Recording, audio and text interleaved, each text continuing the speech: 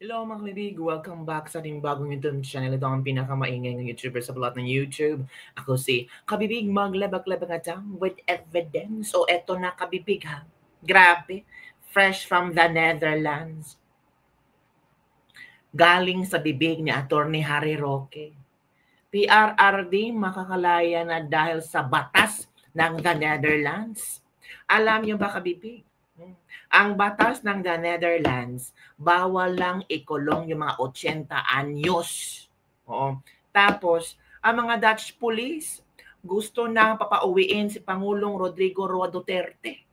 Baka ramdam nila na wala talagang kasalanan si Pangulong Rodrigo Roa Duterte. Diba kapipi? Heto ha. Panoorin natin ang mga videos na nakalap ko. At ito pa, may nagsabi, napahiya kami kahapon sa ICC. Sabi ng Dutch citizens, bakit binenta ninyo ang inyong FPRRD sa ICC? Walang bansa na gumagawa niyan. Kayo mismo ang nagbigay sa kanya sa ICC. Wow! Nako. Grabe. Ito yung conclusion ng mga Dutch citizens na tayo, mga Pinoy, ang nagbenta, nagbigay kay Pangulong Rodrigo Roa Duterte. Tayo pa ang sinisisi. Ang gobyerno ang dapat sisihin, hindi tayo mga kabibig. Kalerke naman to, nadamay tayo. Nadamay yung mga inosenteng tao na walang kaalam-alam kung anong nangyari kay Pangulong Rodrigo Roa Duterte, kung bakit ito ang nangyari. Dapat sana mention nila kung sino yung nagpadala kay Pangulong Rodrigo Roa Duterte. O eto kabibig ha. Ito yung video na kumakalat ngayon na parang nagbigyan ng konting kasayahan sa Easter Sunday. Ito kabibig kay Attorney Harry Roque. Sino bang hindi maging masaya sa sasabihin ni Attorney Harry Roque? Sino ba ang hindi maging happy? Ito kabibig ha. Ito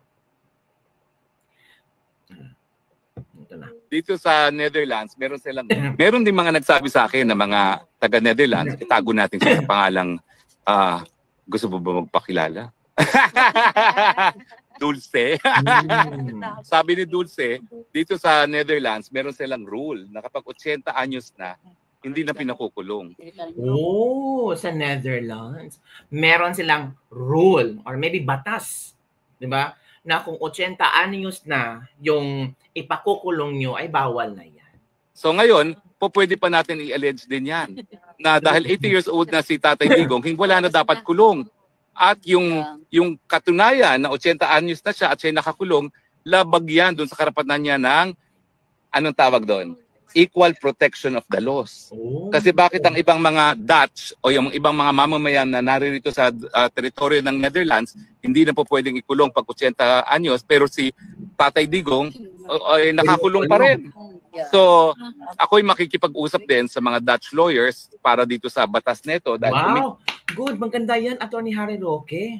Hanapan nyo ng yung mga solusyon na kahit maliit na solusyon man lang, posibleng i-grab natin ang opportunity. Sabi ng iba, kahit anong way para makauwi si Tata Digong kasi gusto na niyang umuwi si Tata Digong. Every now and then, pag bumisita si Miss Hanelet kay Pangulong Rodrigo Duterte, always asking, kailan ako uuwi? Uuwi na ba ako? So hanapan natin, Atty. Harry Roque, we're here praying for you na sana may sasagot sa'yo, na sana mabigyan ng kasagutan itong mga allegedly na sinasabi na ang the Netherlands, merong specific rule or batas na kapag ang tao ay ikukulong na 80 anyos, bawal yan, hindi na pwede. Ganyan talaga, pwede natin i-challenge yan na that is contrary to human rights because it violates yung equal protection of the law. Ang ibig sabihin po ng equal protection of the law, yung person similarly situated should be treated alike. Bakit ang Dutch na 80 anyos hindi na po pwede makulong? Bakit si Tatay Digong nakakulong pa rin? So yan ay additional na karagdagan natin, no? Kaya nga po importante na makita ko si Tatay Digong. Well, anyway.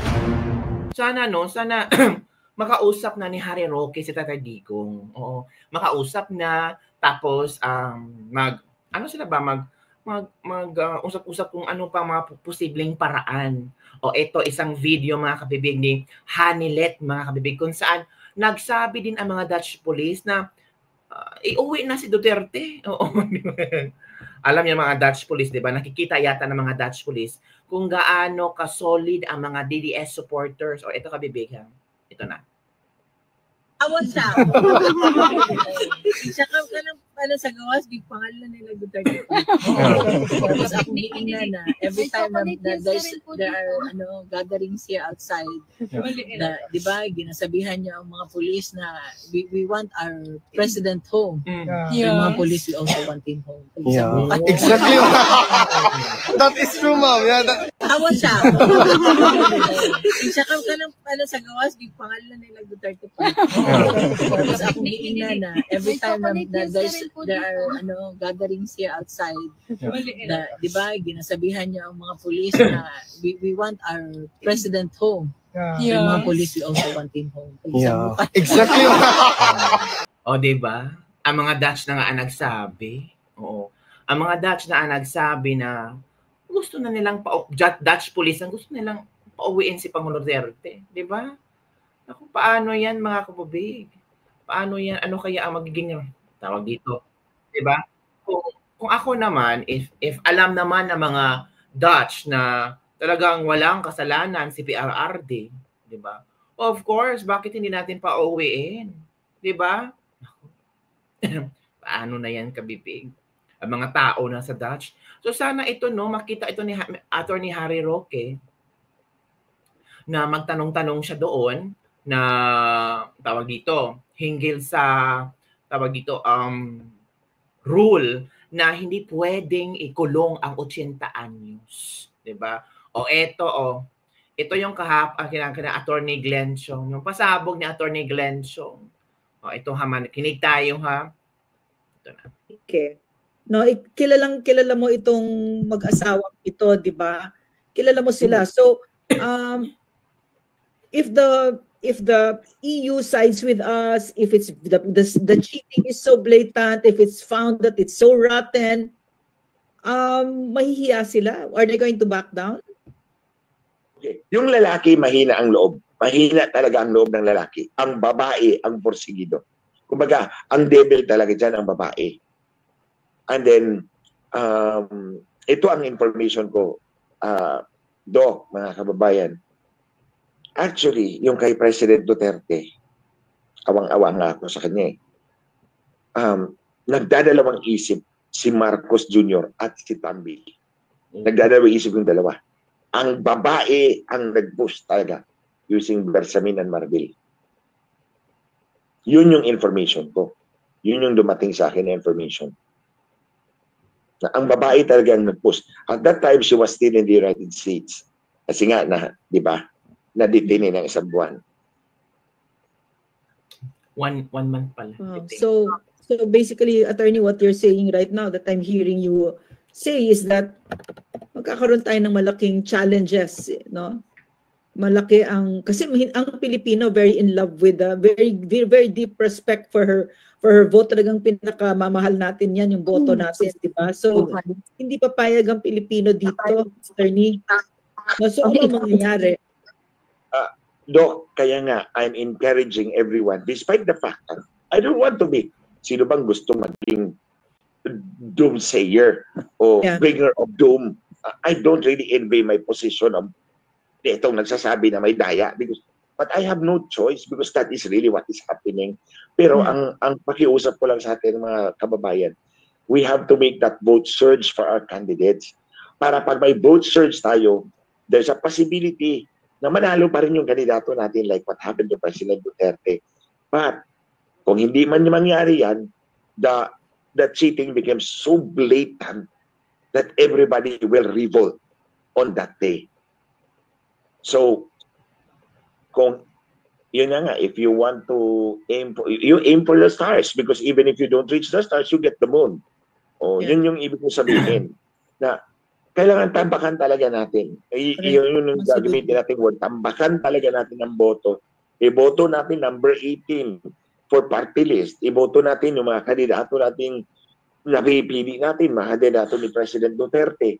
So that kung dadayain man tayo, it's either hindi mag-successful yung kanilang daya or it becomes so successful, but it is so blatant na it's already very insulting to you and me, to everybody. So, baka umabot sa punto na mawala talaga itong scourge of the nation na dalawang to. So yun, kabibig, ang revelasyon ni Attorney Glenn Chong, mga kabibig. Ano sa palagay niyo? Niwala ba kayo sa revelasyon ni Attorney Glenn Chong na si Kokak ang utak sa papakulong ni Taladigong sa ICC? Ito naman ang mga komento ng ating mga netizen. Ito. Yes, Attorney Roque, Pilipinas lang ang nagpapakulong na may edad na 80 years old. Next time, napakulong ng Administrasyon BBM yung mga inilibing na, ilabas niya mga bangkay ay pakulong nila din. Sa club talaga ang Administrasyong BBM, walang kapantay kasamaan. Yan ang ipaglalaban ng patakaran, 80 years old, free from imprisonment.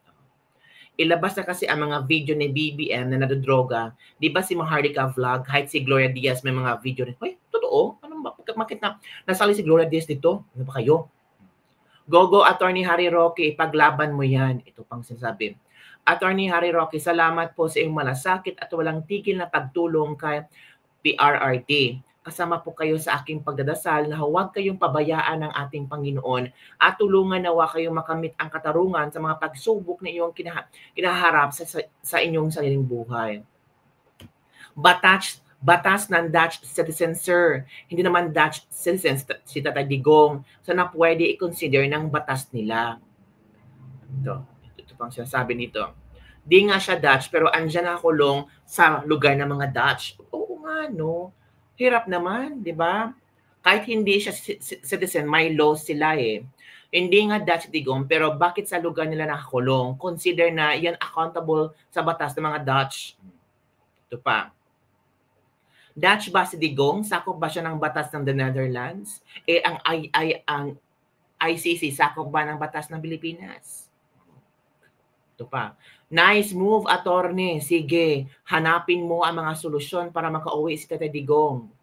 Iba ang Pinas. Iba dyan, attorney. Kala mo, alam mo yan, sir. Ito lang kabibig, ha? Natural. Hahanapan talaga nila ng paraan para makauwi si Tatay Digong Duterte. So kung merong mga rule or law ang Dutch or ang the Netherlands, single dito, Harry Roque is trying his best, di ba? Baka pwedeng gamitin. Baka pwedeng pakinggan. Di ba?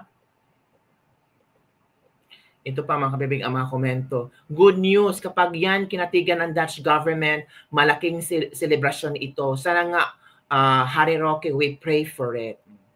Hala, bakit ganyan? Ang mga DDS, naghahanap ng paraan para makauwi ang tatay nilang dapat ikulong na. Sabi nga namang ilang netizen, okay lang makulong si Pangulong Duterte basta sa kanyang sariling bansa. Okay lang magkaroon ng kasuhan, okay lang na magkaroon ng paglilitis basta sa kanyang sariling bansa, hindi sa ibang bansa. Diba? So yun kabibig ang mga ilang mga komento. Applicable ba yan, attorney, kay FPRRD? Baka para lang sa mga Dutch citizens. Kaya nga sabi ni Attorney Harry Roque, isasangguni niya sa mga Dutch lawyers, sa mga kaibigan niya mga Dutch lawyers, kung pwede bang ganitong estilo. Hindi naman siya defense lawyer ni Duterte. Anong pinagdadadal ni Roque? Sana ginawa ng lawyer Duterte, papansin lang yan. Papansin lang daw siya. Attorney Harry Roque, sabi ng ilang netizen. Hindi Dutch citizen si Digong, so it doesn't apply sa kanya. So itong mga basher na ito, gusto talaga nilang makulong si Duterte. Diba? Gusto talaga nila na malugmok si Duterte hanggang mamatay sa loob ng kulungan. Yun pala ang gusto lang mangyari. So yun kabibig ang ating latest lebak-lebak for today. Ano ang iyong opinion hinggil dito na posible kaya itong tingnan or pag-aralan ng mga lawyers ni Pangulong Duterte, mga legal counsel ni Pangulong Duterte para pwedeng makauli sila Digong hinggil sa law or rule ng Netherlands na hindi pwedeng ikulong ang mga 80 years old. Diba? Which is good ha. Mas maganda talaga. Maganda itong nagawa na ito ni Harry Roque kasi nakipaghalubilo siya sa mga tao, sa mga citizen nakatira doon, mga Pilipino nakatira doon, na may maraming alam na din tungkol sa gobyerno ng Dutch. Di ba? So ano sa palagay nyo? Is this a light from a dark tunnel na makauwi na si Tatay Digong? Comment down below and don't forget to like, subscribe, and share this video. Bye everyone. See you next time.